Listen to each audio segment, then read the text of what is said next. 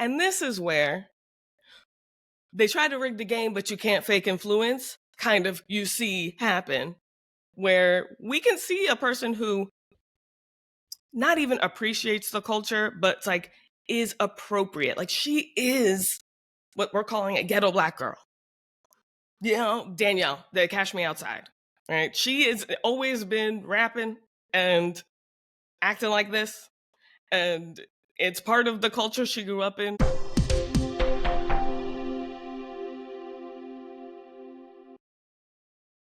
I feel I like this is kind of how the gig economy could work, a little bit outside of capitalism, where individuals provide services and other individuals contract them.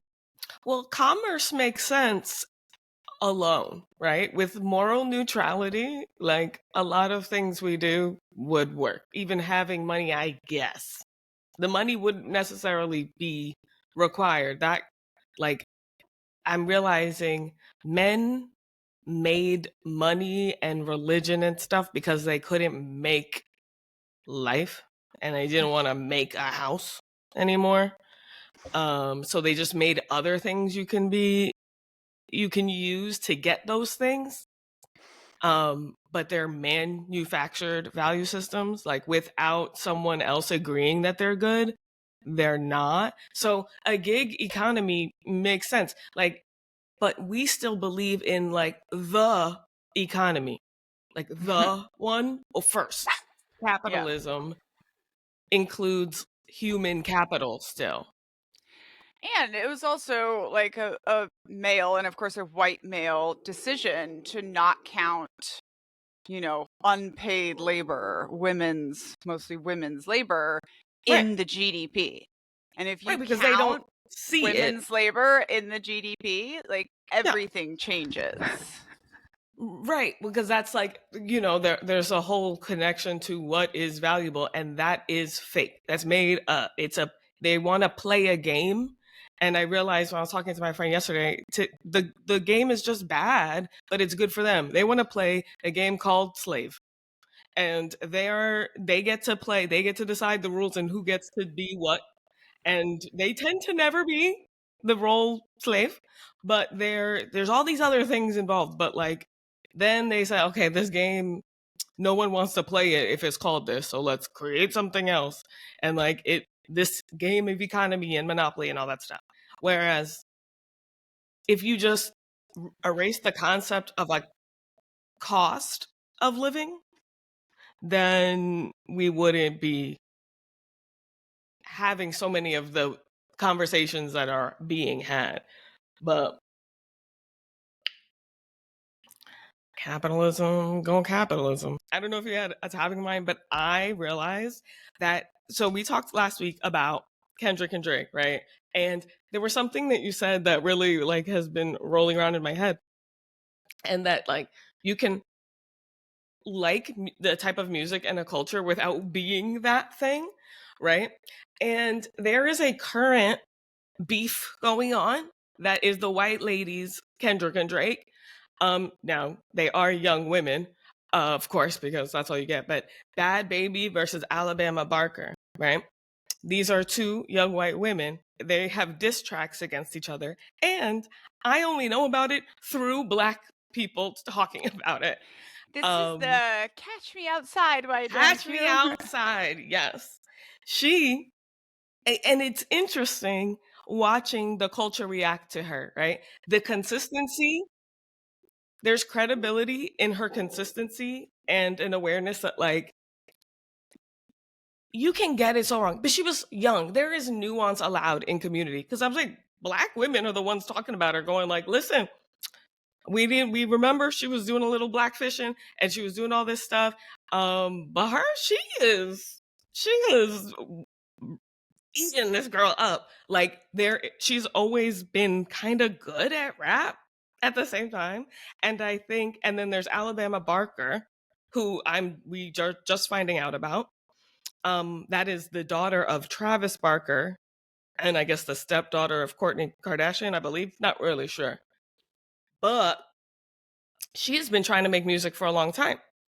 But she was in like a pop phase, and she was blonde and she's a nepo, right? And all of a sudden started developing she's wearing wigs and she's got lots of Black aesthetic going on. And now she's trying to get into a beef with Cash Me Outside.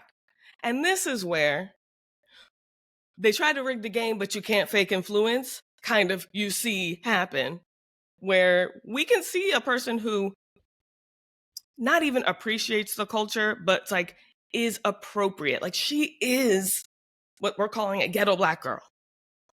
You know, Danielle, the Cash Me Outside, right? She has always been rapping and acting like this. And it's part of the culture she grew up in. That's her friends did that. It makes me think of what you said last week, where you were like, if you're a Black person and like you grew up hearing the N-word, then you're probably using it, but it's like not authentic for you to really use it because you didn't grow up in that Right. world. Right. So trying to like put something on, it will always show it shouldn't you just because you can Yeah. doesn't mean you should.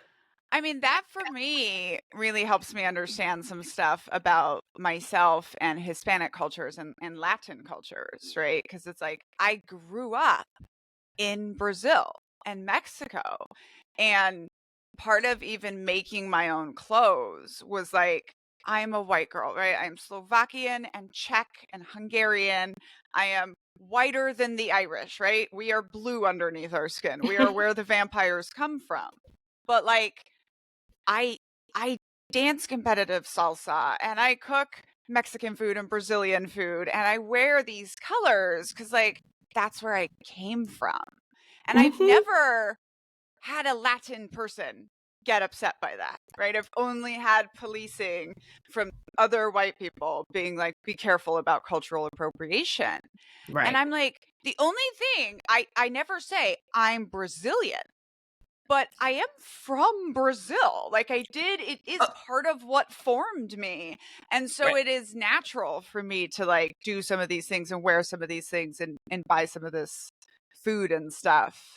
Yes, especially if what is your other choice to just the anti-identity of whiteness is to say I like country music. I now pretend I like this stuff because I live here. That's what an appropriator does. And and that's kind of the false dichotomy that I thought I was given, you know, continuing our conversation from last week. It's like Yep.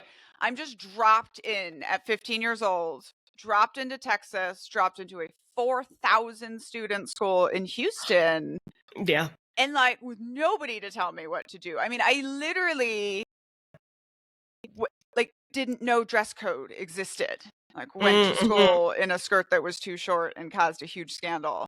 And like, you know, so it's like this messaging. And oh my God, I can't wait to tell you about this book that I'm reading. But it was this messaging of like, be a good little white girl, right? Be smart, be quiet, and like you'll survive. Right. And like survive what? I would like us to ask those things, right? Damsel in distress? What was that distress? Please explain. Did he cause it? Did he put her in the distress he is now going to save her from? Because that's called white knighting. Yep. Hello. And even like, I really didn't embrace my like inner white girl, I think, until I started dating this very controlling white man. And like, when you say save from what, like, I'd been on my own for 4 years. I'd been okay. I'd gotten myself graduated from high school and into college. Like, I didn't need saving, but I thought I did. You know, and that when I went back and I wrote Un-American after finding out that he was white supremacist and stuff, that was what I realized. I was like, I saw, because he was an ex-gay, right? So I saw that he had done it, right? That he had been like, I'm choosing to be this person who maybe isn't exactly me, but I'm doing this because I want XYZ out of life. Yep. And I was like, you know, I want what every cult kid wants. Like I want a home and normal and security and like, and you can sacrifice maybe your way I through can that. maybe I can be this bland white girl in order to get that. And that's the like golden childness of whiteness is you can achieve this thing. Like even that, you're not questioning happily ever after. They're selling you fairy tales. You're like, oh my God, this felt like a fairy tale. You know, those are fake. They made those up. It's not real. And when it feels like a fairy tale, red flag, red flag. Yeah. Those aren't like biographies. The promise of the cult is always a lie, right? And that's why we Right. see MAGA people waking up right and left right now, because it's Yeah. like the past 4 years, they could be like, oh, we're going to do this, right? We give you all these promises. But as soon as like you're in the cult, you know, people Right. start waking up to the promise that it's a lie. And like, you know, And it's so sometimes it's weird like, to be like, maybe you need and that. I was successful, right? Like I was successful as a good little white girl, but Yep. like, what might I have been? You know, what else might I have done? You know, even bringing it back to like Bad Baby, right? Yeah. Like, what if coming from nowhere, I'd surrounded myself in minority communities with people of lower income where I fit, by the way, you know, and had discovered rap, right? I think about this a lot. Like I went through a decade of pain because I didn't know that I was allowed to be angry about like my situation in life. Right? Because you can't do that in country music, right? It's beautiful and simple and it's 3 chords and the truth, but like you got to go listen to a Rascal Flatts song about a girl dying of cancer to cry. You can't write a song that's just like my parents screwed up my life because of Jesus and now I'm angry. There actually is Yeah. songs like that now. It's called Now, deconstruction music and I love it. yeah. Yeah. You have to choose. There is a side implied. Oh, that was rhyming. Right. Um, Even that concept, right? That I had to yeah. be either country music or rap. Right. And when you're not in that world, that's not your experience of it.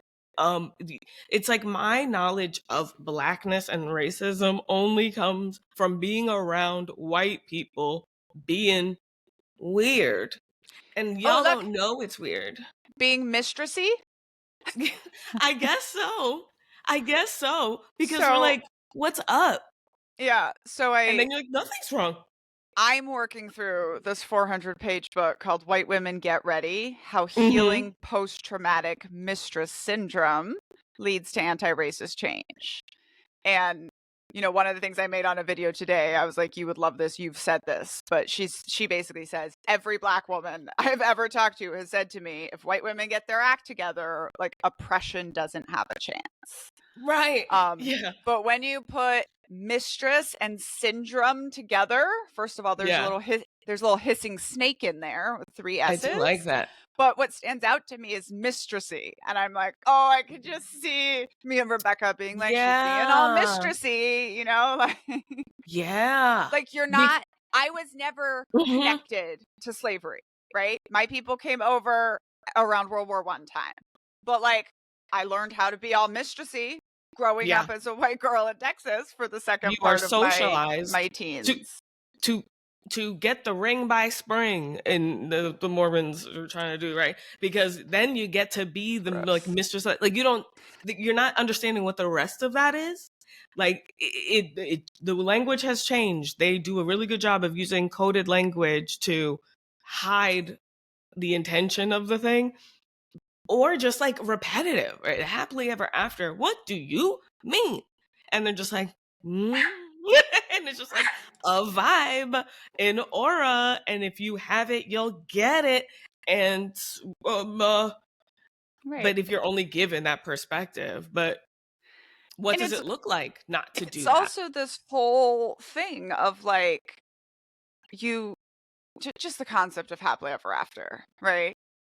Like you get married and that's the end and you do it as young as possible and then like it really What? is. It's just trapping you in the Gotcha. concept of being a mistress, right? And we mean plantation mistress, not cheating on your wife mistress. Right. But like Right.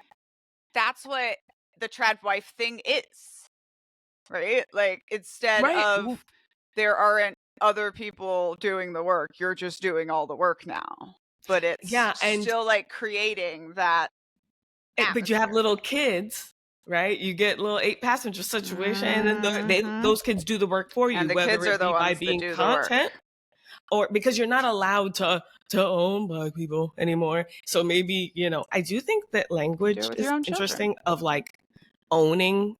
Even now, when they're like, I'm gonna own this person, like the white people having fun in like crushing, and like it doesn't have to be that. I feel like there's also a conversation about coaches, and I wonder if female coaches versus male coaches tend to use like not group centered, but like the women can talk about how they work together.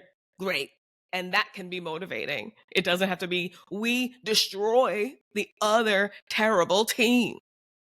And that's how you see moments where, a woman's hijab falls off and the other team immediately gets around and protects her because they see the humanity in another person. Like there isn't this dehumanized nature where they see, oh, she needs protection, they're protected immediately. And I have to think that there is, like I said, the difference between matriarchy and patriarchy. And the mistress still exists in patriarchy, and the only goal is to be this man's moon, like to just be circled around him in his orbit and And have your own little moons. yeah, and it's such a good example No of one's how that. like the pedestal is also a prison. Mm-hmm. Like if you think Mm-hmm. about like everyone on this plantation, I of course my role is the mistress, and like she's not free either. You know? She still lives in used to live She's in a she prison. still has to do everything that man says, right? She Yeah. still doesn't get paid. There was another one. Oh my gosh, I'm watching The Tudors again because of course I'm obsessed with Tudor England, as apparently all autistic women are. Um, Hmm. oh, Maybe white. white. I don't It's know. probably all white. Yeah, I guess. Yeah. Mm. Anyways, there's this scene, right, where the king has like summoned, right? He sees this pretty girl that's one of the maids in waitings. He nods, right? And she's delivered to his room. And then she's naked. He literally has his hand around her throat and he says, "Do you consent?" Yeah. And Yeah. it's like, what is this fiction that you can consent when you're naked and the king's hand is around your throat? When you release your autonomy to the rules and language and words, like I was thinking about the concept of a safe word. The word isn't the weighted thing, it's the behavior, it's the trust between the two people that the word will have weight. Mm-hmm. And if it's just a word, it's like a contract. I don't know. Like the Yeah. contract is only Well, supposed to do so much. The and relationship is the thing we're supposed to be talking about. yeah.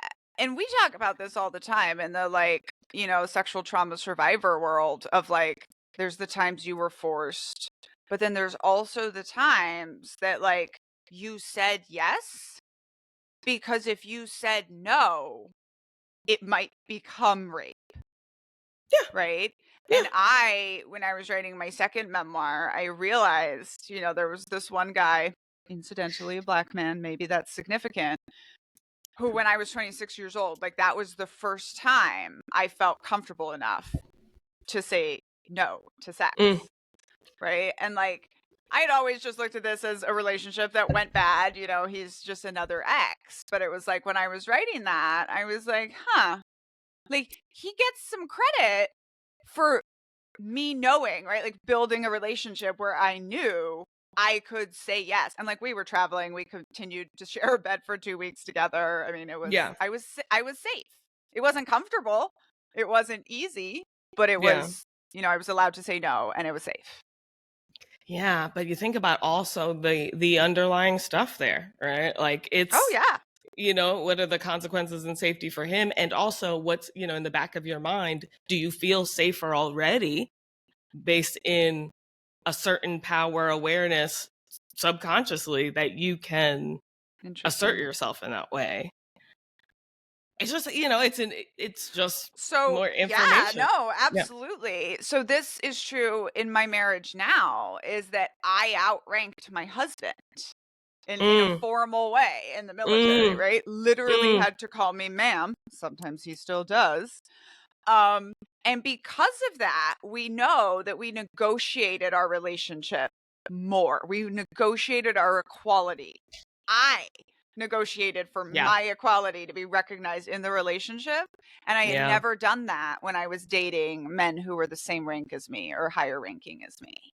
And so Mm. that is another interesting dynamic. Like, this man outranked me, but he was a black man, I was a white woman. That does make me safer already in the world. Yeah. Like, subconsciously, I know that. Yeah. Because it's like we have to consider all the information just for learning experiences. That's the best you're going to get in terms of like source material is your own life and looking back at it and going, I wonder, just let me add a layer in of awareness so that way, like, that's conversations worth having. Um, that's really I interesting just because think, and that's, I don't know why people get caught in the shame spiral, and whether that's just because I've been doing some kind of deconstruction work for so long, or I just think because so. of the neurodivergence. But it's just That probably is what led to the like, first initial like, deconstruction. it's the same as being like, I was 26 years old, right? Of course I did silly things, And now, as a 37-year-old, it doesn't make sense for me to just insist I knew everything then, right? But Right. I don't get it, Like, I get the cringe factor. I just don't get the willing, like you The said, like like, the doubling best way to down. learn is your own experience. I heard someone once, was a veteran, who once described in their book doing PTSD therapy. It was like getting a master's degree in your own brain. Hmm. And that's how I feel when I found out that I was neurodivergent, right? Like, now I just understand my own brain better. And that's Yeah. how I feel with these conversations. It's like, It just gives it you just, more insight, but that's why I talk about it like the cult, because it doesn't make sense to not accept this information unless you are conditioned to not hear our voices. So that's the other thing is like, I think there's an element of desensitization that happens to the literal sound of Black voices. Because mm, we think about how we talk about the British, well, we used to more British accents. We're like, oh, it sounds so smart, sounds so fancy, blah, blah, blah. Like, we believe that more. That's more honest. That's fake. That's not real. But so is the literal inverse of that is how you don't hear Black women. Because everyone's kind of like, what do we do? What do we do? Literally, Black women have been speaking. It's not that you don't know for lack of hearing it or you're not listening. But I yeah. feel like there's something that happens when it's like, when you hear the sound, shut your brain down. Like, So, wah, wah, wah, wah, wah. I studied this in a different context, but I studied this when I was going to raise my child in several languages. And there are hierarchies to languages, just like we put people in hierarchies all the time, right? Yep. So, for example, I'm speaking to my daughter in Portuguese. Not one person ever was like, oh, is that Portuguese? It was always, is that French? Which, more easy to assume it's Spanish, Hmm. but they look at me and this little 3-year-old blonde girl and they go, oh, French. Because French is a very high status language. And why would German. you do this in I public? have a friend like you, Black dad, white mom, who's an officer in Mhm. the Army, and she speaks fluent German because her mom is German. Yeah. And the way people just flip over themselves when they see like a light-skinned Black woman speaking German, right? Because that, again, is a high status language. But then, But see, even that, and so then that's even, really and it's so hard. funny, even with these three, right? So we see French as high status, we see Portuguese, Brazilian as sexy. Anything Brazilian is sexy. And then we see Spanish as low class. And I think, you know, accents and then Black women's accents or voices would like totally fall into this kind of concept of like a Yep. hierarchy. Absolutely. And I talk in the chapter a little bit about like AAVE and slang and whatever. It's never needed a dictionary to be useful and share information and be um like dynamic. And it actually, white people can understand what we're saying, but not necessarily use it. It's so community based and community focused that, but it's inferior just because it's inferior, and just the sound of it means that they are saying something stupid, lazy, aggressive, blah blah blah blah blah, just at I our voices. I had this very interesting learning moment in college where I, of course, as a child with no education, right? I was like, you have to be perfect, you have to be grammar Nazi, you have to blah, blah, blah, blah, blah, right? And then I was taking a linguistics class in college, and I found out that the word ask used to be said axe, Yep. right? That Yep. that's actually what it Yep. was. Uh-huh. And then it evolved, and then it got into the dictionary, right? And then it became a class thing, and then it Mhm. became an African American thing. And Mhm. like the way that just broke my brain forever, right? Because I was like, as soon as you find that out, you realize that you have been thinking a certain thing about people who say Yeah, that axe. does seem like a kind of a tip of an avalanche if you want to go there, right? If you want to let yourself realize like, oh, and like think about how stigmatized saying axe is, when that's actually easier, makes more sense. And we get, and I think I love when I don't know if I've said it here, like the grammar Nazi versus a word nerd. I find myself to be a word nerd, I love it. not a grammar Nazi, because I don't care what you do, you know, but I like to play with the words, and that's language, and take from this and take from that. And also something to think about with the happily ever after and the romance, right? I was sitting here thinking, I want people to stop romanticizing. And then I'm like, wait, romanticizing? Roman empires? Rome?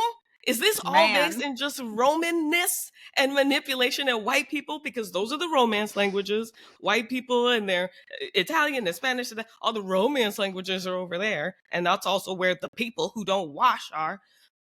I just get so mad now when I think about this, how it sneaks its way in romance as a concept of like really, really a whole focus of an entire woman's life, the fairy tale that a man could just come in and be like, what do I have to do? Oh, it's in the books. All right, cool. Let me just do that. And then she'll be like, oh, it's a trap. It's a trap. And Every the time. Roman Empire, if you want to talk about Roman empires, this is mine. Stop it. Romanticizing the Roman Empire. Oh. It's not. It's such a man thing. They're like, that's the coolest time. You don't even know what it was. And it fell. So, like, I don't understand. So, you know, that's my little Uh, thing about that. I do have to say to Right. all my Brazilians, we know you take 3 showers a day. We know. Okay. Oh, yeah. Listen, um, I am talking um, white but Americans specific, and Europeans. I'm yeah, mostly talking about it's Europeans. but going back to what you're saying about like it fell, right? This is what I think is so funny. Like we're watching right now, I think, the dying gasps of patriarchy. You know, and I look at this Yeah. as a military threat analyst, right? Like nobody is this angry and afraid when they're winning. Right. You know, so they're It, angry, they're afraid. But I think the thing that men don't understand, because all they do is like go through history and study other men, is like y'all make the exact same mistakes. Y'all I know. fail This is in what the I'm exact saying. same ways. Yeah. They were using Well, sewing to beat you in the Underground Railway, just like they were using knitting to beat you during World War II. Just like we're, you know, like, and right. just the commitment to underestimating. But I think, again, like, they're That's what we should be focusing on. models, right? Yes. Because we don't have matriarchal models. Like, their models are broken.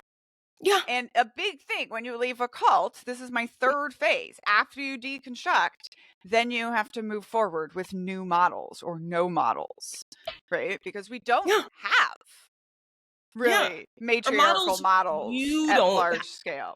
Yeah. Yeah, or models you don't fully understand yet or agree with. And that's why I was talking about the aura. You don't have to, there isn't a vibe about it that you're Mhm. gonna get. You just have to believe in yourself and realize other people did all this other stuff. And for you to just sit back and be like, well, you know it's gonna collapse anyway.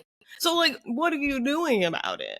And that's how I started to feel like, oh, hopefully one day money doesn't work. I'm gonna get ahead. I want to focus on that type of thing. Um, and while it does, what do you do? But just not investing your life into your retirement, into your happily ever after. You know, I just, yeah, I think that's such a great focus is that it fell. Like, okay, Roman Empire. So now that you've studied so much of it, sure. Um, what would you do differently? Never like, now that I've learned from that, this is what I think. It's just learning about stuff, which also I talk about in the group community thing. And it's like It's you're so close but so and far. they always And they always leave repeat it. that part out. You know, Yeah. so right now everyone's going straight to like, oh, 1930s Germany, right? And also like it They need to they recast. didn't win, right? Right. They So, lost. Like, yes, they did horrible things while they were in power, and then they were taken out of power. like, You know, stop and there's playing bad games. These are terrible there's a games. lot of this. You know, I was on a podcast the other day and they were like, what advice do you have for people? And I was like, first of all, like I think so much of the freaking out right now is like the caucasity, right? And like just the privilege to be that afraid of situations that like other people are living in all the time, Mm-hmm. and like Yeah, it's women will keep oh, asking me why I'm so calm.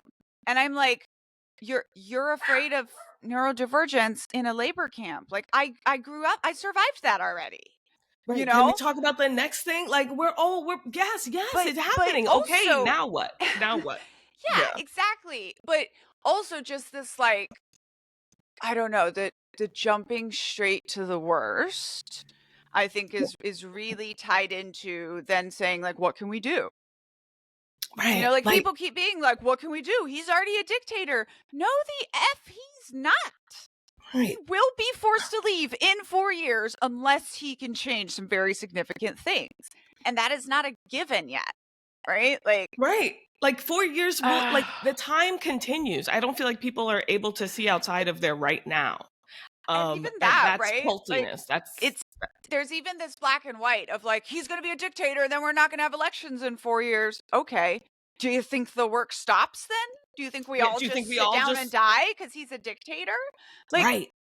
Like so what are you saying? It's just culty like the world is gonna end any minute. And like black people are like, are you and because of your threat of it ending, like you haven't done, nothing's happened yet. And people are kind of burn it down. Hold on. We built this. Now you want to come and burn it because you just found out that the guy inside is mean. Okay, hold on. My things are inside. And I want to burn it down. Okay. I hear okay. And that's why I don't know if you I want to invent whatever. The waiting room for white women to wait. Why am I talking? And like, yes, because you're mad. Okay. And what else is going on? Did this just happen? It feels like in documentaries when the family, they don't say it as much now. You never think this is going to happen to you. And like, okay, why? You've seen all these stories and you're like, but not for me. Oh, okay. And you're like, the police did what? They're not doing a great job, guys. And agreed. So now what do we do about it? Look for my kid. Okay. Yeah. Yeah. We're already doing that because you've been yelling about it. But also, how do we prevent this from happening again? And then they're just like, who's in fault? That's what it is. There's a lot of fault finding. And I think when you're out of the cult and you've had to like indoctrinate from believing your goodness is in some other metric, you stop worrying about the fault finding. If someone finds out you did something wrong, that's like an organization. That's a culty mindset. No one's allowed to say that we've ever done anything wrong. We are allowed to say, we're not perfect. We're not perfect. But that's as far as we'll go with that. We won't acknowledge actual wrongdoing and a changed behavior because that's not what organizations do. People can do that, but organizations don't. So, like, talk more about that. Be more authentic to you, and it will change other people. But it's like going to the cult and being like, can you ask the elders if we can go to the doctor? And they're like, well, we'll talk about it. We'll think about it. What are you doing? Stop asking those guys. They said, we'll think about it. That's craziness. Let's stop. Or they're going to keep meeting every week. That's fine. And I've talked about that before too. It's like, talk about how it's failing. Even that, like, but not just how big and bad and scary. Those guys? So, first of all, I'm laughing because it makes me think of how my book that is very critical of the military had to go get cleared by the Pentagon. And we used to just joke about, like, what if the cult had to clear it too? You know, like they had to approve of what you could say. But this thing with going to the worst case scenario, right? Mm-hmm. And I like click into my intelligence officer here, and it's like when you do a threat brief, you have what's actually going to happen. Like, what do you actually think is going to happen to you and your people this week? That is what we should be talking about. You can acknowledge the most dangerous, right? He's trying to be a dictator. He wants to put people not that he doesn't like in camps, blah, blah, blah. But you don't stay living in the most dangerous. Like, you still have to go out and complete your mission. You know, and one of my other analogies here is preppers, right? They're so concerned that some big emergency is going to show up and ruin or end their lives, that they ruin their own lives preparing for it. Yep. It's I don't know what it is. It's like self-fulfilling prophecy, but like you're doing, I don't know what it is. It's a lack of things, right? So yes, but it also allows you to convince yourself that there's nothing you can do. Like the amount of times I have heard people say there's nothing we can do, and I'm like, but they're also saying bullshit. But you're also thinking about the comfort level and what is the purpose of the communicating to others. There is nothing I can do. And you also need to acknowledge that, because it's one thing to feel that. And so, but why are you saying it? You're a flying monkey. Because why would you say that to someone who's talking about what they think, just in general? It's a thought terminating cliche, but you're putting it on someone else. It's one thing for you to have it, but you're saying it out loud. You get that's why why am I talking?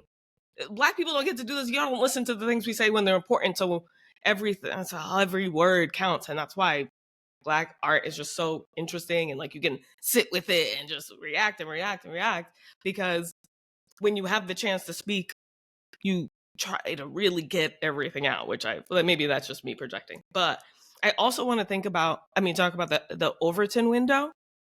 I don't know if we've ever talked about that, but it's like, when you talk about more extremist things, the more you move that window of what we talk about, what we accept, you can either talk about how the Overton window is moving towards a terrible place, or you can talk about what if you can actually move the Overton window more towards the utopia that everyone's talking about. And I feel like that's what we're trying to do, or what I try to push on people. It's like, yeah, but what if instead we talked about this area of things and how they're silly and how it's going to fail, and in a good way. And to say that, yes, all of this scariness is on purpose. And because the cult, look at the end of cult life. Is it good? No, they're doing they're making rules that make no sense. The Well, biggest fly dies the loudest. I say that and all the time. there's also this, right? It's like the cult leader ultimately at some point is always going to precipitate their own apocalypse. And I describe it for the same Mm-hmm. reason that women sometimes fake orgasms, right? Because if you're Mm, climbing and climbing and climbing, like at some point you have to climax. At some point there must be a crescendo. And mm. so when you're living in waiting and preparing for the apocalypse, Ooh, yeah. very often you go and precipitate your own apocalypse. And like another strange Yep. example of this is soldiers trying to explain to our families like why we want to deploy. Mm. And the way I always explained it, I was like, so when you train for a new job for 2 weeks, how do you feel? You can't wait to get in there and do your job. And that's how you feel. That's When how. I'm home, I can Ooh. only train in intelligence. I can't do the actual work. And so you end up looking forward to going to war, which is insane, right? It's Well, absolutely ooh, insane. cops, cops, Yes. Yes. cops, and the demons of cops, but also the like people who own guns. Just owning a bunch of guns. Think like just I remember talking to my friend. Just the what are the chemicals behind that, and what's you're ready. What are you ready for? Because you might get beat up, so you use your gun because you're scared you're going to get beat up. Those aren't equal. You're going to get more trauma personally from having to use that weapon than just getting beat up. But you putting that I option there. have tried to have this conversation so many times, right? So first of all, they used to say this to the women in war. They used to be like, "You have a gun," right? In order to avoid being raped, you have a gun. Oh my god. So first of all, you don't believe us when we say they assaulted us, but now you're like, and you want me to go through the trauma of killing a colleague Yep. to protect It's that. myself. And I actually Mhm. had this argument really specifically with some white male friends that I lost over January 6th, actually. But they said to me, they were like, Danielle, I can't believe that you of all people don't carry a gun, like with how much physical and sexual trauma you've had. And I looked at them and I was like, I I know I can survive sexual trauma, right? I don't want to know the You don't trauma of shooting somebody at close range like that. you don't wish you had a gun then. I don't think that people realize you should like going through a trauma. Just like black people don't wish they were white. That's what it feels like. You don't Mhm. wish you had were a weapon and had a Right. weapon. You are Right. a weapon Yeah. because that Yeah. creates a Yeah. completely different line of what should have done, what could have done. If you And had it and you didn't use it, right. now it's And your by the fault. way, well, that happens to me in my book. I think it's very poignant that when I am assaulted in the military, I have a weapon and he does not. And I don't wish that I had shot him. I wish that he hadn't Right. raped me. That- Like, Right. I think no I remember when I moved to Philly for my first year of my only year going to Temple before I moved back to Jersey. Cuz it's in the hood, right? My brother had this collection of knives he wanted me to carry a knife, whatever. And I do remember feeling like, yeah, but I can't like imagining myself using it, not and feeling like, oh my God, there would be blood and because knife and you're close and if they get it that's bad for you. That's why pepper spray, or now I have like the siren thing. And how often do I need to use it? Never. Haven't had to use it. But i I thought, and I had to think about the fact that what does it mean for me, like what is my experience going to be of using it, even if someone what wants it. You can't undo that. And I just think I like the idea of talking about guns as a lazy man's fighting. Like, it's lazy. You want to talk about lazy? It and something being easier isn't better because maybe it should be more work. It should be more intimate, more personal to hurt somebody than it is. And it's causing the chemical of you're investing in these weapons and you're cleaning them and you're making an identity out of them. Even if you don't want to use them, you don't have a racist bone in your body. You still are a weapon. You have weapons. You can write safe all over them. You can put them in all the cabinets you want. your likelihood of having harm happen is increased because you believe that there's some value to having this too. There's the belief in it, like that's part of it. Ugh! And this is why I say, white ladies, if you're scared of martial law, you don't take your gun out with you on the street. You take your lawn chair and some pink wine and your children and go have a street party.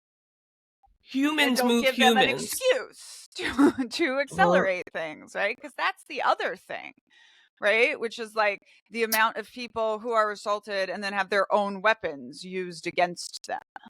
Right.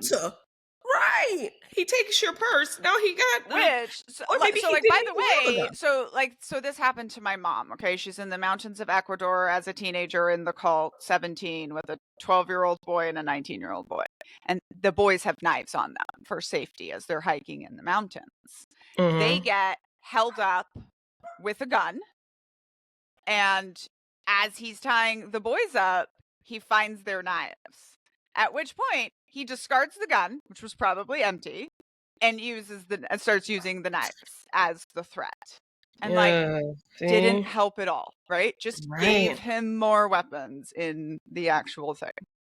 Right. And like talking about bringing knives to a gunfight is like a negative thing as a phrase. Now I'm like, what if you don't go? Don't go to the fight. What if you I just like don't an go to alternative. gunfights? Stop going. Ride or die. Go home. Go home and take a nap. You know, you're giving us choices I think I want to make my own choices because they're really, black or white. I choose all these colors. I'd rather wear all these colors than choose Oh. one or the other. We But gotta they make make you some choose. stickers or something that's like, don't bring a knife or a gun. Just stop going to gunfights. It's like, what? What? You just assume we're just starting at this level? Gunfight. It's a gunfight, so what are you bringing? Whoa, guys. Guys, I don't think that's fun anymore. All the games we have and the lullabies, they're just terrible. And they just tell us everything's going to be bad and scary. But what if we moved the Overton window, the conversations we had, into a more positive direction? I can have these conversations, and we can have these conversations about systemic harm and violence and still have positive experiences, right? Like we've had negative experiences, they're part of journeys, it's a part of the thing. But when you talk about it, it doesn't have to be a negative experience. It's even everything going on in our country right now. You know what? We're more honest as a country. We're going to be more bonded when this is through because you know what bonds people? Going through hard things together. I Yup. am much more connected to my community than I was prior to a cult leader taking office. I'm just saying. You know, there's I keep saying, I'm like, can you imagine, Rebecca, the revolt we could lead of the late diagnosed autistic women that they try to put into a camp? This is what I'm saying, Can right? you just think about all the things we know how to do and all the special skills we have? All the different ways of communicating that they would never understand. Like, we could make comparisons that they still wouldn't.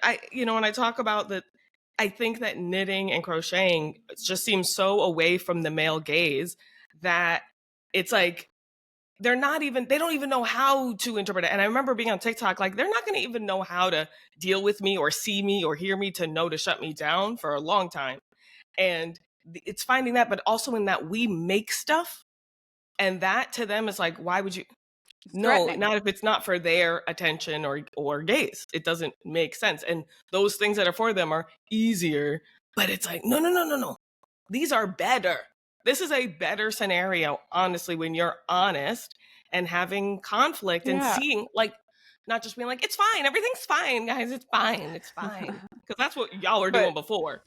Oh my gosh, so it's so funny. So I've decided I'm wearing more corsets this year because I'm in my tutor phase, but also because I'm going back and learning about Czech and Slovakian like collars and culture, right? Like my culture.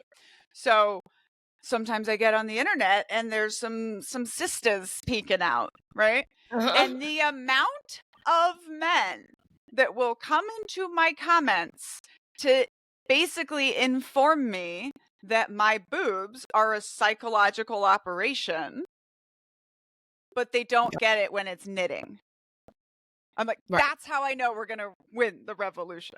We Because have like control here. I'm knitting in part because it hypnotizes you and makes you watch my videos longer. Like, it is a legitimate piece of a psyop.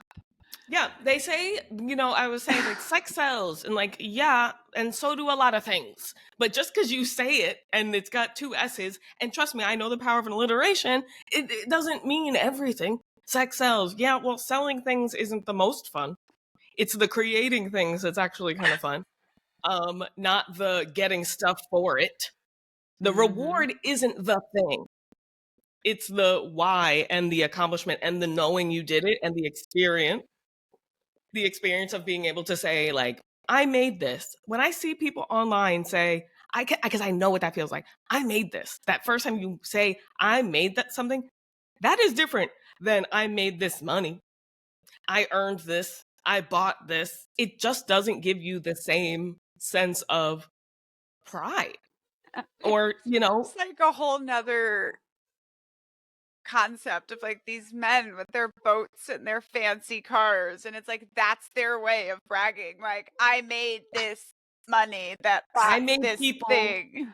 I made people buy something that they otherwise would not have, because that's really, like the best businesses are like, I created a thing that no one thought they needed, then they bought it, and I made a bunch of money, made, quote unquote, made, because like we discussed last week, you can't make it, you take it, and I took a bunch of their money, and now I have this thing that proves it. Like, all right, bro. You have to maintain that. Like the castle, they got a bunch of stuff. Taking care of a boat is a lot of work and like money. And also, it rocks a lot. I don't know. Do what you got to do, I guess. But like, And also, like, is it actually fun? This is the thing I asked myself when I got to a level of financial privilege. Like, what do I want? And like, there's some things, but it's like I would drink some better wine. I would buy yarn wherever all the time and not keep track, and like I would travel more. But something that's really fun and brings me a lot more joy than things? Just being the best tipper ever. Ever. Like, when I just get to like tip that's somebody beautiful. 50% or 100% of the check, like, that's fun for me. That's Yeah. literally like when I got my book deal, I went out, I had a martini to celebrate, and then I gave the waitress $50. And like, that was my celebration. That And can be, yeah. it's not unselfish, right? It's like, that's something I like doing with my money. I also really love when people are like, oh, don't give money to like the poor, the unhoused, whatever it is, right? And it's always like they're just going to buy drugs or alcohol with it. And I always just look at them and I go, oh, that's cool. That's what I was going to do with it. That's what I was going to do with it. And like, oh, so same, evil twin. Like, that sounds great. But that's sharing, right? That's what I feel like I'm doing. It feels good to me when I get to make up these words and share them, because it's power hoarding is a tenet of white supremacy, power hoarding. So like, it doesn't Yeah. feel great to know that you are able to live a life and someone you deeply care about is going to work for some white man that makes them feel like garbage. Then the first thing I did was say, I can't look at this girl cry the way I cried, and we're gonna figure this out. That's gonna be the goal for me to make money, so that I can see someone who deserves to have peace of mind. And then they help me, and that goes back to me. She now is like, I want, it's Well, beautiful. and it's like, this is also what people don't realize about like, I've made mistakes, but why I'm not scared of those mistakes coming back to bite me is because I treat people well and I pay people well. And like, literally, like, when I think of like, I keep my side of the street clean, right? Like, it doesn't mean be perfect. No, It's just like, no, it's don't be defensive. I don't think defensiveness is something, people are like, something, the right to defend, meh. That's weird to talk about. It's almost like innocent until proven guilty. Like, you're just saying words. I don't know. Do you have to? If it's true, then it's true. If it's not, it's not. It's like, they, the difference between gossip and like snitching is the power dynamic, I think. And, why you're doing it. If people want to just say something about me to like get me in trouble, it'll only get me in trouble if it gets me in trouble. I don't know. Well, Natural consequences. this is what I try to explain to people about cults and cult leaders, right? I'm like, nothing, this weekend a Republican congressman stood up and literally said in his town hall, like, this is not a cult. We are not a cult. And like, you don't have to say that when you're not a cult. And Keith people Raniere said that. people will come back at me and they're like, oh, come on. Anyone that gets accused of being a cult or a cult leader would feel defensive. I'm like, because I work in cults, that is Yeah. the number one thing I get accused of whenever people don't like, usually, that I have more expertise than them. And they go, oh, so you're a cult leader. And like, never once have I had to like make a video or address anything about being a cult leader. Same. Just the same way that if someone randomly accused me of being a criminal, I would not have to go down to the courthouse and like tell people I wasn't a criminal. Like, you're just not But a also, like, criminal. what does that even mean? And I've What is a also criminal? never. What's the Yeah. difference between a criminal and an outlaw? Because guess what? It's against the law to do a bunch of things I think are okay. Yep. And there were a bunch of things that were legal to do that are absolutely not okay. And that things that are illegal only if you stand in a specific place at a specific time. That doesn't stop it. Natural consequences. Okay. Stop going to the rules to make sense out of what the rules do. No. No. So we are parents that do natural consequences, and it's so funny that people like they try so hard, by the way, to convince us that it doesn't work. And like, my kid's 9. I'm halfway through this, and like, it has worked for 9 years. Yeah. And like, And if you have to convince what do you someone, mean by that, right? So from the age my kid was 3, I don't tell her to clean her room. I don't nag. I don't have to do any of that. I just don't help her find stuff at an right. at an age appropriate level, right? So now, never. She's 9.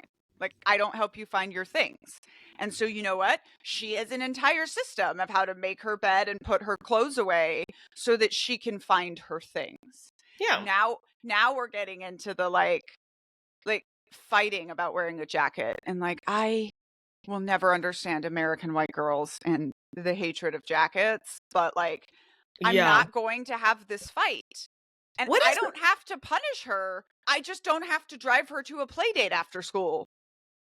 Yeah. If Right. it's like you are fighting with me. You need me to want to do something for you. I'm not going to want to do that thing anymore. And like, that's the consequence. Right. This is But that's like, growing up, you need to realize that, and white women have not realized that. Like, you yell at people and then say, "Finish my nails." Like, oh, you think that person now is gonna finish working on you and do it nicely after you, because you're not thinking about the consequences. You're just acting. But I also think when you said whatever the guy said, you should do like a, not you should do, but you know what I mean. Like, who said this? Because Keith Raniere said, "We're not a cult." Is that, who said this? This guy or Keith Raniere? The answer is all of the above. Like, Keith Raniere and Jim Jones and whoever has said this is not a cult oh my right before they God. were, put in prison I or could whatever. do such a good one. Who said this? Scientology, Children of God, or Alcoholics Anonymous. Because they're the same, right? And you'll find the same behavior as long as someone is cult hopping or cult shopping. And I said that in the beginning of our thing. I was like, if you're still asking, but what about, you're still shopping. And I get it. I've been there, and you just think, all right, well, if this one isn't working, then so what's next? Oh, okay. And then we go to the waiting room. So why am I even, like, what's the point here? And it can be a scary place for a bit. You start to get a little antsy because you're like, I'm listening, and then what? Let's slow down. We'll take a beat and see, and just like tell each other, well, actually, we're going to keep existing. So let's figure out how we want to do it. You're staying reactive and dependent on the cult coming around. And also with, discipline and like not letting other people get away with stuff. Letting your kid get away with something. I don't know. Let them. There are going to be consequences. I got away with having people in my house one time. It was a terrible experience.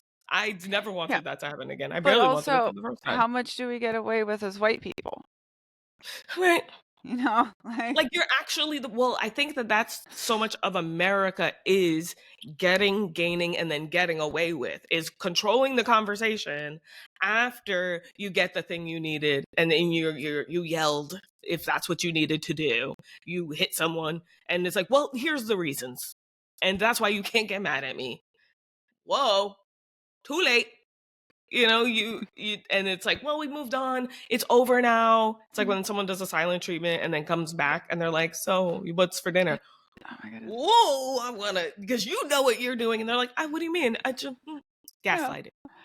And I also try to like teach my daughter this about power dynamics, right? Where I'm like, there's a reason that teenagers can talk to their parents in a certain kind of way, right? Because then they can also just leave the house and be okay Yeah. on your own. But you're trying to be a teenager, but you still need me to get your olives out of the fridge. Like Like, you oh, can't, that's interesting. Yeah. you're gonna have to talk nicer to me. And it's not about like, you're gonna get away with that probably when you're a teenager, but like, But that's because of the natural consequence of you'll just be able to get on your bike and go see your friend. And again, not need me to drive you to the play date. right. But by then, there will be so many learning experiences from the natural consequences that it isn't reinforced to treat you poorly. It's reinforced to treat you well. You get more stuff. Like that is natural. Natural consequences have natural outcomes, but we try to control the outcome by controlling the consequence. Stop. Calm down. Have you heard about living room children? Kind of. Kind So of. millennials who are all very stressed out that our houses are messy all the time and our children won't play in these amazing rooms that we made for them. And then you just have this realization that you have living room kids. I told this to my husband. Like he spent all his time in his bedroom because he didn't like his family and he didn't want to hang out with them. Right. Our Yeah. child spends all her time in the living room because she likes us and wants to hang out with us, and doesn't spend time in her giant, amazingly tricked out room because she doesn't like being alone when she could be with Yeah. the rest of her family. And the trade-off to that is our living rooms are not perfect the way our parents were, but I have a living room kid and I'll take that. Because someone's living there. It's great. Like I'm only that I had to have the moment of awareness of like a living room isn't supposed to look like anything specific. Like it's okay that it looks like I live here. I got crochet projects all along. I had this big couch at the time, but like all along the couch, and it's like, ooh. And then I'm like, wait, but I like seeing them and knowing what I have there. I live here. My It's like living room. it's like the covering your couches in plastic. Oh my, Right? And like, you're so yeah. worried about I keeping have, your couch nice that you never enjoy your but couch. And like, you know what? My couch has a bunch of stab wounds in it because we do a lot I'm of gonna show you. crafts. And I just cover it with a quilt that someone made. That's a picture of me right in front of with my mom, in front of a plastic couch. I remember this plastic. I am traumatized by this place. My grandma's house. That's the Jamaican mother. Oh, the plastic. I thought that's how the couch came. And I was like, why would she do this? It took me years to realize. And only after, And it's really. like, But anyway, what and is it's that? like you never get to the point that you Jehovah's use Witness. the couch. She's a Right? Jehovah's Witness. And we had this, we made this rule with our fancy china. I'm from a family where everyone, when they get married, they get a sense of fancy china. And so like in the first house that my husband and I set up, we set aside a whole room for the fancy dining table that we never used, right? With the chairs and the art and the fancy china. And then it wasn't until we sold the house and they staged it and they just like did something with that space. And we were like, Is that on here? holy F. She definitely had a cabinet. No, you can't see in the picture. A cabinet of china, and so did my dad. And And I yeah. just And so when we moved here, we were like, you know what? Like my husband made this family heirloom table with a glass top, and it's beautiful, and it's our dining room table we use every day. And anytime anyone comes over, I don't care if it's the best friend, like we use the china. Because like, what's the point of keeping this stuff nice if you never get to enjoy it nice? Because it's more valuable in whiteness. It's more valuable the less it's done. Like, it's very anti-human thinking to be like, I am the best because nobody else can do this thing, right? Like breaking the records and stuff, instead of just being really fast and having a good time and competing for funsies and it's like, but who broke whose? But anyway, there's just the exclusivity being the value in itself. It isn't used. Okay. But it can be washed, right? So is it okay? I think it's okay. Yeah, the knife is why do you have plates? Like, even I think the calling them China really like threw me off for a while. So I was like, what are you guys talking about? China's in the cabinet? What do you mean?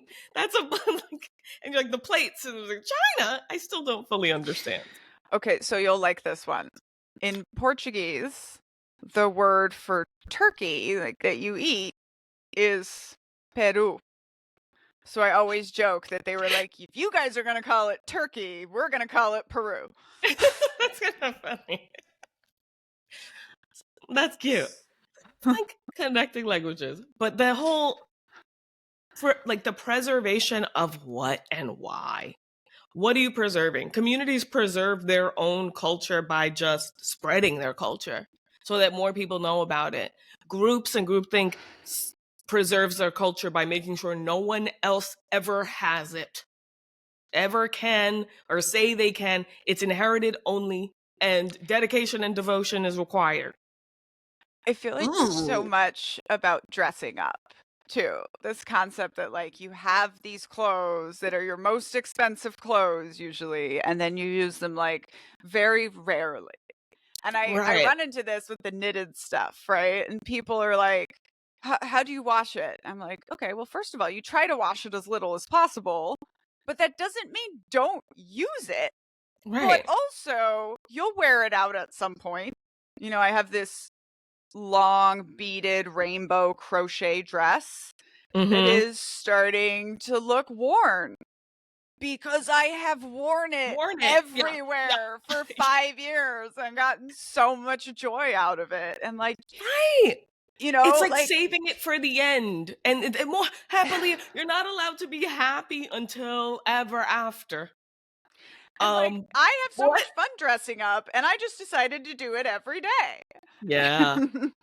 And I do it, you know, inside. I struggle to do it. Well, actually, when I eventually finish doing everything I need to do and go back to living an outside life, whatever that means, I do like wearing what I wore, even though I don't love attention. I like talking about my things. And I think that is that is how we can communicate with each other and people across the aisle or whatever who are not in the aisle or who are just kind of like entering the building because they hear things are going on.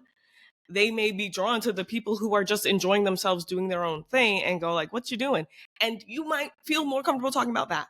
And that's more of an opening than who'd you vote for?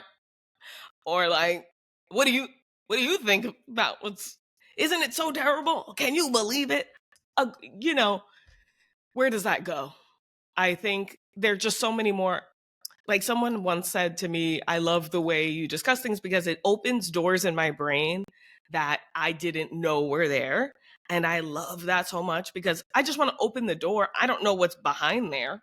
I want you to, I want to tell you there are doors. You haven't seen them yet. Did you know that? And then you can go looking for them. And you only know until you start experiencing your own life and doing things and talking to people. You can't like write the list out of what you're going to do, when you're going to do it, how you're going to prevent looking bad ever or like being wrong ever. Nah, the community got you. Like I started with Bad Baby and Alabama Barker. Like, Yeah, both white women and black people are like, we're in their business. But listen, the thing about it, Bad Baby, she can rap. Oh my goodness. And you get appreciation just for doing a good job at whatever you're Yeah. doing. Whatever your thing is, you like it, we love it. We love it for you. And that's so many opportunities And right there. there's another thing I think with you saying like being so worried about looking bad.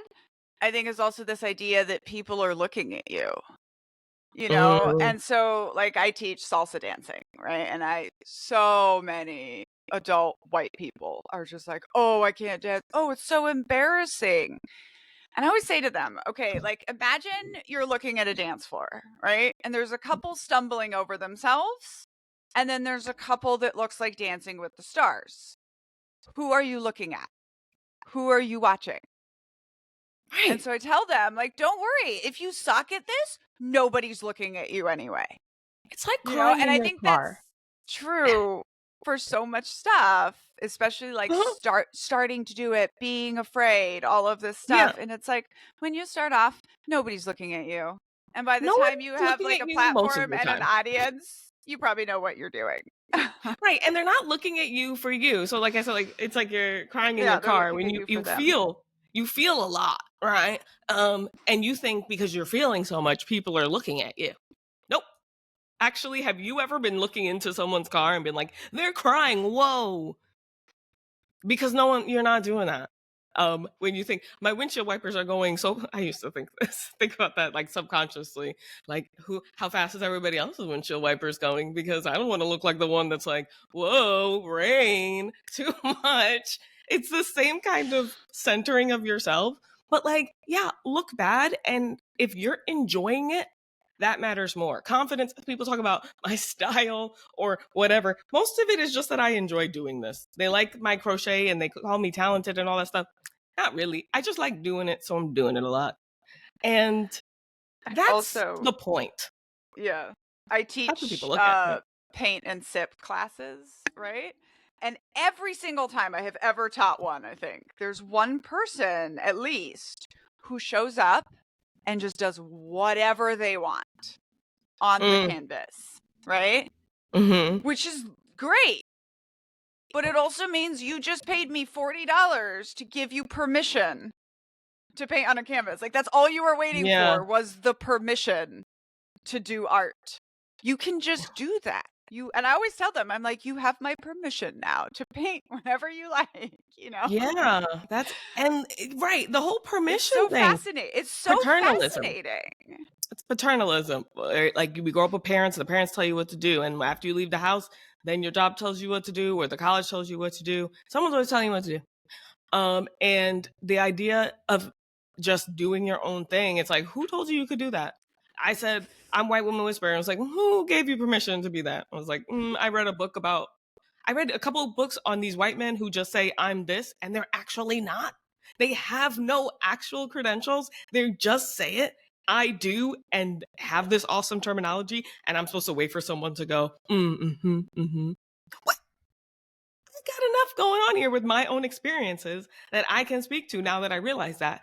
But that's, you have to like release some of the happily ever after of the systems you're already in to see these other doors, because you've just been down this one door. This hallway is long, never ending, and gray. Ooh, Yeah. you could stop at any moment And and you're just be taught like, that never the mind. only thing you should want is behind that door. And instead, like, there might be cool things behind these other doors. Right. Like, well, okay, we did this. We did this. We're not getting the most like great joy out of it. Let's try something else. Or what did we like about this journey? We can store that. We can talk about that later. Now, next thing. Like, what now? What's next? And it takes personal agency though to even get here. Just, the color thing. You need permission to wear colors. You have all the permission to do everything. You feel so entitled to so much, but it's only based on the titles you're given. Right? Your entitlement comes with the titles, and you don't feel like you are deserving of anything or of value without those things telling you what you can and can't say. right? You have this credential, so you're allowed to say this. As a blah, as a blah blah blah blah blah. That's white people stuff. We just say what we know. I'm just gonna say, hey, black women are the ones who told me about this white people thing, made me think of y'all and like how we can connect these things. Do I need permission? No. But white people, oh, what do we do? And they're coming to you. And luckily, and I think they're fortunate, but it's so much easier to follow like a group think person, someone who goes, this is what we do. Give me $50. I'll get back to you. But trust me, I got it. It's black owned. Whatever the thing is, you say the words that sound like a culty, charismatic leader. Not you, but like these other people. We actually have. There's motive behind, or like movement behind what we're doing or what you're trying to do in the conversations. They're not just one time. Call your representative. Very one dimensional. This one guy. Put all your faith in that. In one of the elders of the. Okay. What about you doing something? What about you saying, if they tell me to do something against my personal beliefs, what are those first? I'm not going to do that. This is how I will not engage with what I am conditioned to do. Yeah. And this is part of what I've been explaining to people, right? Like when you are deep into the world of like security and disaster planning and stuff, which I've been, you understand that like a disaster that hits your whole community is not something you can really prepare for. So you prepare for individual disasters, and then if stuff happens, like you pull together, you come together. But so from that, right, like some of the advice I have been giving my people is like, do your like what's happening right now, right? Back to like what is my real life, what has changed. And then if you want to spend time in the worst case, right, think about what you would do, who you would protect, right? Yep. You're worried that they're coming for trans people? Like, they can come for my trans brother over my dead white lady body, right? Like, if that's what you're afraid of, think of that, right? What are you going to do when they come to take your neurodivergent child to a camp? What are you going to do about it? Mm-hmm. Because it's like, we the people get to decide. Right. And I've been saying take back that. I've been saying this thing to people a lot, that there was this soccer game in Brazil. It was some big playoff game. And the people watching the game got so mad at the referee that they stormed the field and pulled his head off. And while I'm not recommending that, I want people of America to understand that, like, there are 340 million of us, right? As soon as we all together decide that we're not putting up with something, it can't be done. America cannot be run by force. Somebody the other day was like, are they going to start mandating that my son has short hair because he loves his long hair? And I was just like, just think about the logistics of mandating hairstyles for 340 million people. They typed that into a live where other people could see it. Here's the thing. They typed that into a live when they could be listening, because I'm sure you were talking. I'm sure you were talking a good. See, that's my problem. Not your fear, because that's also that's your. Okay, he'll live. I can't believe it has to get that bad. Do you know how far it has to go for that to be okay? But I also I think it's good to ask, like, what if the world. So if you were in a cult, or no, if you knew someone in a cult and say like they thought the world was going to end at this date, you would ask them, hopefully, maybe, so if it doesn't, I'm here for you. You're spending other, but if it doesn't, what are you going to do? Or how will you feel? Like, put it in the mindset. How will you feel? What will you do? Because they believe, right? And I don't know what would happen as a result of that. But I think that, having someone say, then I won't, it's something where they have to confront that cognitive conflict. And I think that's like a better seed to plant. And like you're saying, all right, so they do this. What are you going to do when they do? And it does tend to help you feel more agency today. Yeah. Like I said, when money It's doesn't like, exist, helps me what are feel you more going to agency do? to that. Okay, say they had a decree that boys could only have short hair. What are you going to do? Are you going What to are you gonna do? comply, or are you going to fight back? Or is Right. fighting back going to be suing? Is it going to be just doing it anyways? You know, there's like so many Comment. different like things that could come out of these things. But then, you know, there's this final thing for me, I think, with anxiety, where it's like, okay, I am It the feels type good to of ruminate. I am the type of anxious person that if somebody I love is not here when they say they're going to be here, I immediately assume they're dead in a car crash, right? And that is evangelical, right? Every time I got in a car for 16 Mhm. years, we're praying for like angry sky daddy not to kill us. It's also a little dopamine seeking, I think. Yes. Because I also would do that, and it kind of gives you a distraction, subconsciously to go, now this is really important. I got to think about this, Yeah. and what if, when not, versus the calm down, and I'll deal with this later. And so one of the things I've tried to do with myself, like this hits me, I get the most anxiety when it's my husband and my kid together away, which also Mhm. means I'm child free and probably relaxing, right? Could And be. I tell myself, Yeah. right? Like if that's true, right? If they are dead in a car crash somewhere right now, nothing is going to prepare me for that. Yeah. Nothing is going to prepare me for that. Nothing is going to like lessen the impact of that. So I might as well just enjoy this last good hour of my life, right? Like, Mhm. if the worst thing you are afraid of is going to come true, you're going to have to deal with it then, Right. It's not right? gonna, you're It's not like gonna feel less than. the military has this concept that we can prepare you for torture by torturing you just a little bit, or we can prepare you for sleep deprivation by sleep depriving you. And And it's then you like feel like you did it to yourself. That's literally the dehumanization bonkers. has to It's happen here first. bonkers. Oh my God. That is going to be the thing that sticks with me this week. I can tell because what? And then, because then you you cognitively are like, oh, we're torturing them. Like, I already know how, like, because you've gone through it. It's like it's worse for me. If they have a problem, it's like, well, there's just so many, the And then all the justified. trauma, and then all the trauma that you go through from training for torture, you know? And I it's a mean, it's trauma just like bond so that you so can torture for it's the so good of the country. bonkers. Sorry. Cults Oh. are just, Yeah, you cults are know, fun. the gaslighting of it all. And that if it's hard work, that's the other part of this, the sacrifice of torturing yourself, of getting tortured. That means there is moral superiority. Even in torturing yourself with what if they're dead, what if they're dead, what if they're dead, that there is some identity with like, I'm I'm suffering, so there's something good about this, is helpful in some way. Um, ooh, Or even like my suffering will take over my life, right? Like that will be there's that definitely some is who I am. centering involved in that, I think. Yeah, I've Yeah, never that thought of is it who I that am way. now. This is I've who my never thought about life. it that way before. But like, because I tell myself all the time, I'm like, in my head, right? My story is going to end with my family dying. Like, because I came from such bad stuff.